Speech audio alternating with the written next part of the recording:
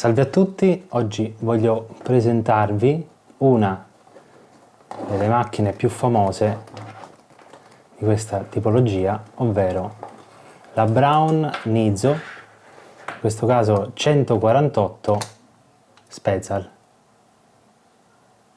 Come potete vedere, in perfette condizioni, sia a livello ottico che meccanico.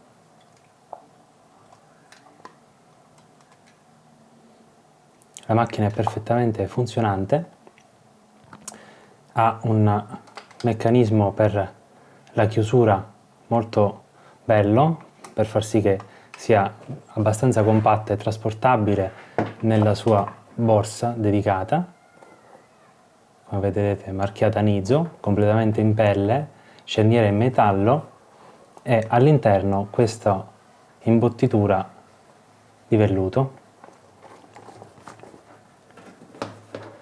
Questa è la macchina, come vi dicevo, perfettamente funzionante. Adesso andiamo a inserire le batterie che vanno messe in questo vano, ovvero nel manico stesso, svitando questa ghiera.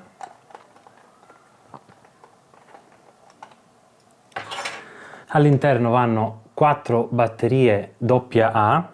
In questo caso io vi consiglio di usare sempre delle Duracell, queste qui, perché evitano sbalzi di voltaggio che potrebbero andare a dar fastidio al motore e quindi una diminuzione, ecco, di fotogrammi al secondo rispetto a quella impostata. Poi andiamo a richiuderle sempre girando questa ghiera. Vi consiglio di farlo con le mani perché, essendo comunque una plastica anche se buona, rischiate di andare praticamente a sdentare un po' la filettatura piatta della vite.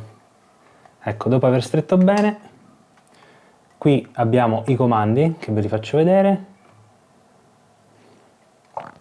Abbiamo il comando per i diaframmi automatici, manuali, tasto d'accensione.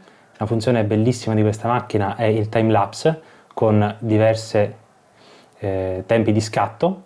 Abbiamo il contatore di quanti fit rimangono alla pellicola, espresso sia in metri che in fit appunto, il selettore dei fotogrammi, abbiamo 18, 24 e un fotogramma al secondo, e la ghiera per aggiustare le diottrie dell'oculare. Tra l'altro questo oculare, penso forse i più esperti di voi avranno notato, non è quello diciamo originale della macchina, perché questo è stato completamente restaurato e quindi di conseguenza anche l'oculare è stato completamente rifatto da me personalmente. È stato stampato in 3D con un materiale molto particolare in TPU, un materiale abbastanza flessibile ma resistente allo stesso tempo, e gli ho voluto dare questa texture particolare per andare a riprendere appunto la goffratura originale della macchina, per non andare a rovinare l'estetica di questa bellissima Nizo. Allora, come vi dicevo, andiamo ad accenderla attraverso questo tasto, andiamo a premere. Come potete vedere e sentire, funziona perfettamente nei diversi. Qua abbiamo 18 fotogrammi, un fotogramma, 24 fotogrammi, poi abbiamo il timelapse, come vi dicevo, questa è ripresa continua, questo è uno scatto ogni 10 secondi circa, senza toccare il trigger, vedete, comincerà a scattare.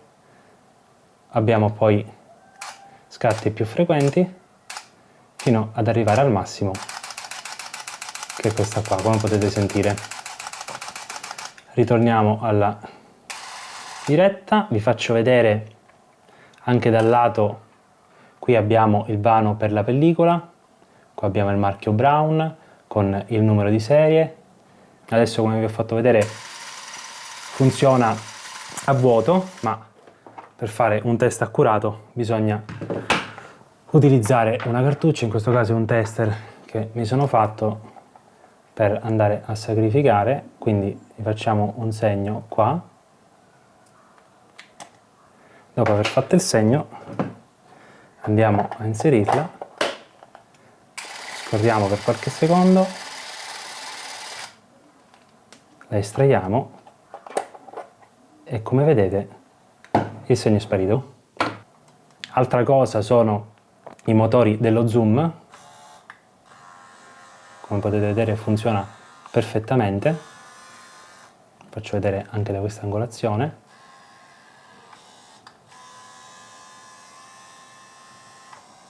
L'ottica è veramente in ottime condizioni, tra l'altro l'ottica Schneider, un'ottica fantastica, una delle più taglienti di questa tipologia di macchine e per il Super 8 fa veramente una bella differenza. Un'ottica che può andare da infinito fino a 1 metro di messa a fuoco e lo zoom 8 mm 48. Ovviamente qua abbiamo anche il filtro per girare con pellicole per interni o per esterni e poi la possibilità di inserire dei trigger per controllare lo zoom e anche qui sul manico l'accensione. Poi la camera viene anche con questo bel cordino, molto bello, i contatti qua dentro sono completamente ripristinati, in generale sia a livello meccanico sono stati ingrassati tutti gli ingranaggi, è stato tutto lubrificato, a livello di contatti, insomma è una macchina che è pronta a girare. Adesso vi farò vedere anche il meccanismo interno del diaframma, che anche quello è perfettamente funzionante. Allora, eccoci qua nuovamente. Come potete vedere ho piazzato una luce davanti all'obiettivo e adesso con il diaframma impostato su automatico e all'interno una cartuccia 160 ASA vi faccio vedere che mettendo la mano davanti all'obiettivo il diaframma va a compensare aprendo da f22 arrivando a 2. Se chiudo quasi del tutto addirittura arriviamo anche a 1,8. Come potete vedere il diaframma di questa cinepresa automatica di 50 anni fa è di una velocità paurosa. Ovviamente funziona anche il controllo manuale, vi faccio vedere, spostando da automatico andiamo sul manual e scorrendo piano piano potremo decidere noi che diaframma mettere per l'inquadratura da 1,8 fino a f22.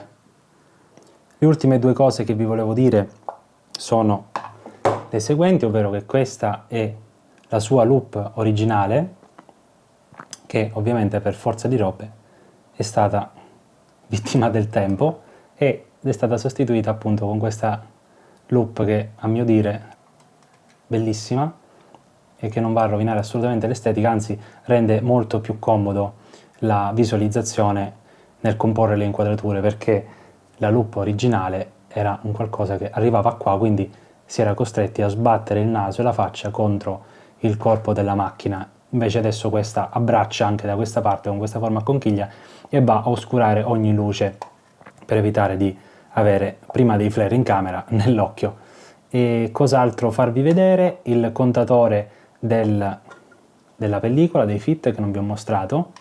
Ora ve lo faccio vedere premendo un pin qui, andiamo a 24 così siamo più veloci e vedrete che ecco questa lineetta qui, quella rossa, comincerà a muoversi e ovviamente quando voi andrete a estrarre la cassetta si azzererà automaticamente. L'altra cosa che vi voglio far vedere è il suo paraluce incluso, è leggermente ovalizzato perché è stato conservato in maniera non appropriata, però è completamente funzionante, non è più che altro è, se vogliamo, un inestetismo. La cosa bella è che si può avvitare, non è di quelli a pressione, quindi vediamo se ci riesco con una mano sola, si va ad avvitare sull'obiettivo tramite filettatura ed evita ogni tipo di luce parassita, come potete vedere. Questo è quanto, questa è la macchina. Scusate se mi sono dilungato più del dovuto, ma come avrete capito sono un appassionato come voi. Se volete acquistarla vi lascerò il link nella descrizione per andare al sito dove è in vendita la macchina e avere più informazioni. Io vi saluto e alla prossima con questa bellissima macchina.